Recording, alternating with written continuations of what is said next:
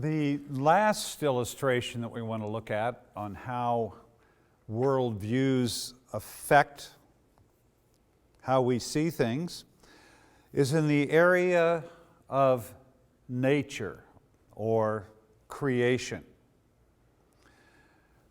The animistic worldview that sees the physical realm as basically an illusion, and they see the spiritual realm as what is true, they have little interest in the care of creation because it's simply passing away.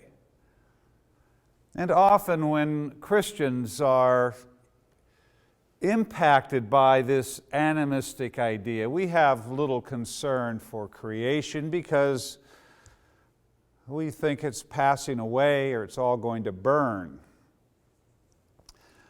But the animist sees that there's not much importance in this world. If you go to India, and a lot of people go to India because of its spirituality, but the thing that I've noticed in India, that the holy river is one of the most polluted rivers in the world. There's trash everywhere. Because in a Hindu framework, there's no reason to care for the earth. The secular framework is very different. We've used the picture of the world in a box to illustrate the basic idea of modern man. The material world is all there is. Resources are physical things, and they are in the ground. And because of that, they are limited. If you've had any kind of a Western education, you've heard of a man named Thomas Malthus and his theory, the Malthusian Theory.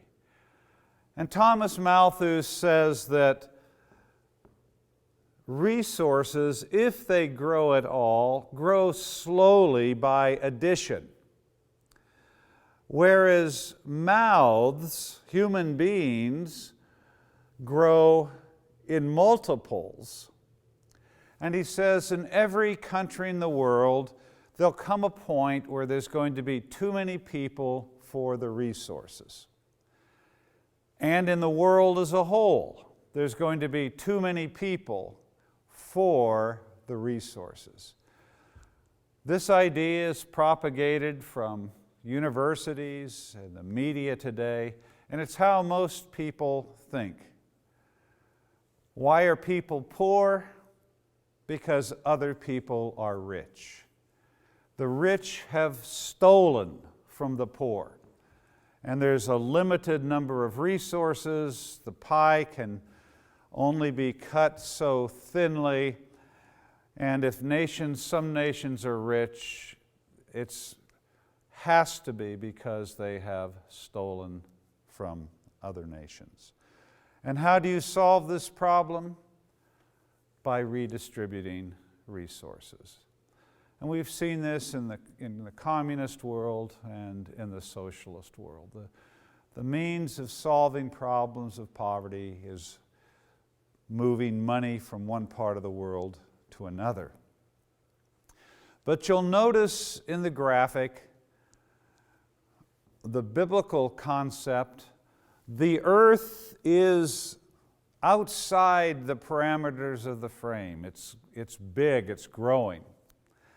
And this is to indicate that the biblical concept of the nature of creation, the nature of resources is very different than that of the secular world. We read in Psalm 33:9,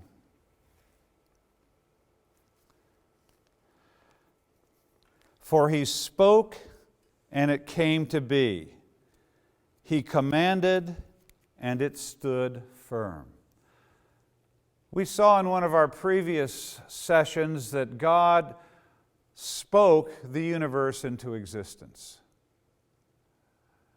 And now we're seeing this reaffirmed in the psalm. He spoke, and it came to be.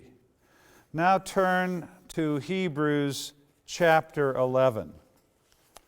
Hebrews 11, verse 3.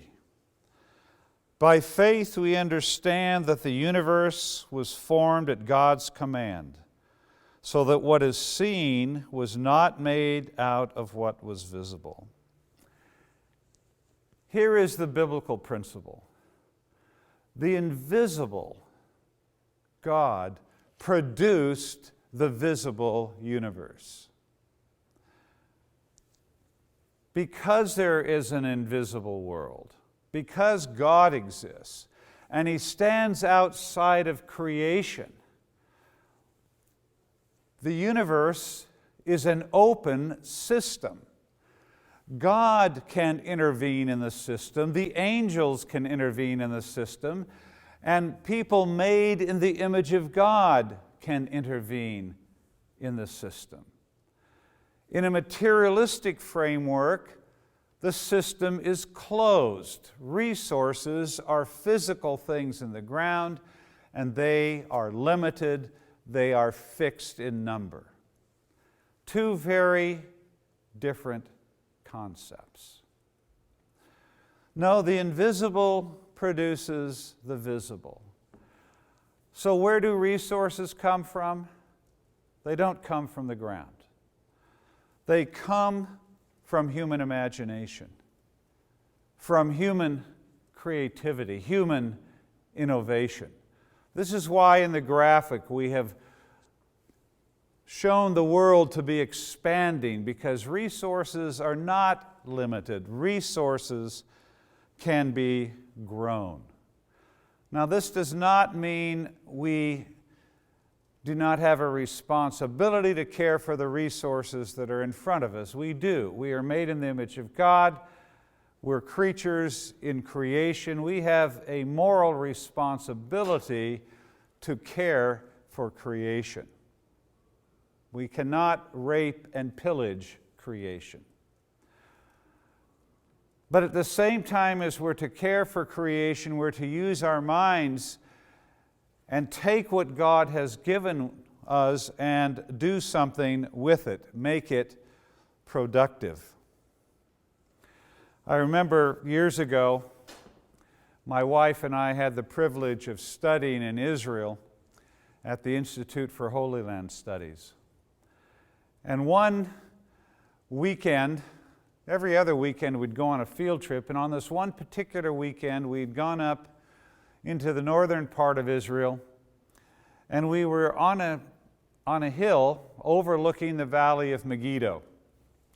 And our professor, Dr. Rainey, was lecturing about all the historic battles that had taken place in this valley.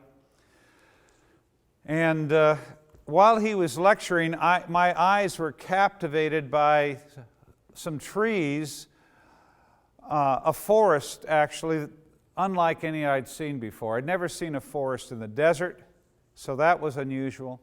As I stared at this forest, I saw all the trees were planted in rows, and they were the same basic height.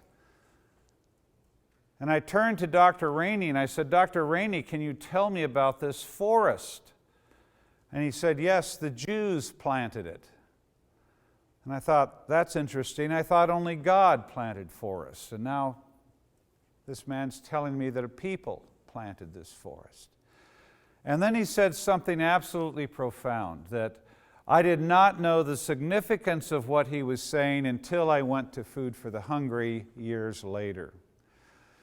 He said, Darrow, there are two different people that have inhabited this land. One people believed their God had cursed the land, and that's why it was a desert. The other people believed their God had said this land was a land of milk and honey. And within 2 generations, they'd transformed a desert into a garden. And they export fruit and vegetables and flowers all over the world.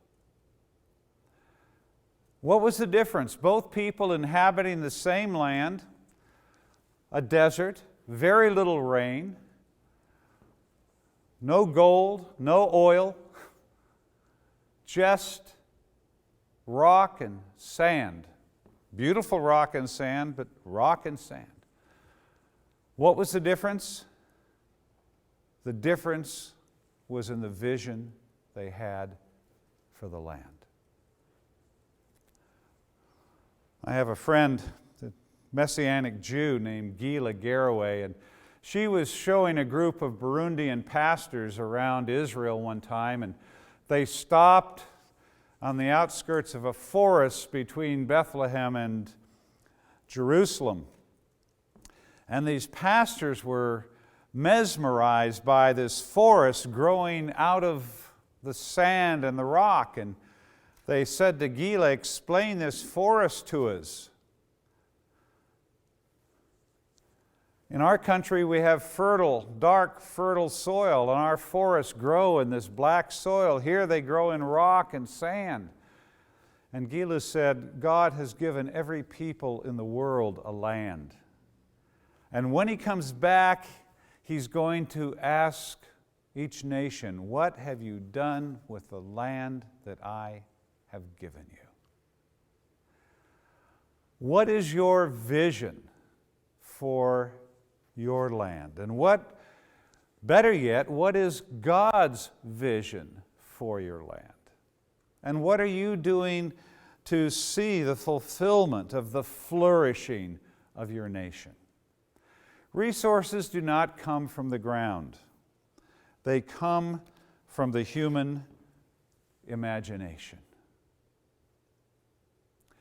Another example, this computer. Many of you own computers. But what is at the heart of the computer? It's a chip. And what is the chip made out of? It's made out of sand or silicon. Sand is virtually worthless. You find it everywhere. What transformed this worthless sand into something that people will pay $800, $1,000 for? Maybe if you own a Mac, $1,500, $1,800 for? What transformed the sand into a piece of technology that people will pay a lot of money for? Human imagination. Wealth does not come from the ground. It comes from human imagination, human creativity, human innovation.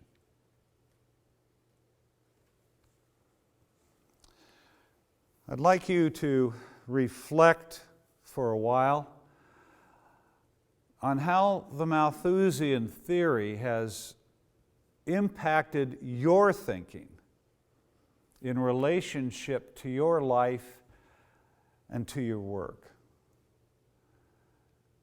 And likewise, begin to ask God, how can I use the gifts and talents and abilities that you've given me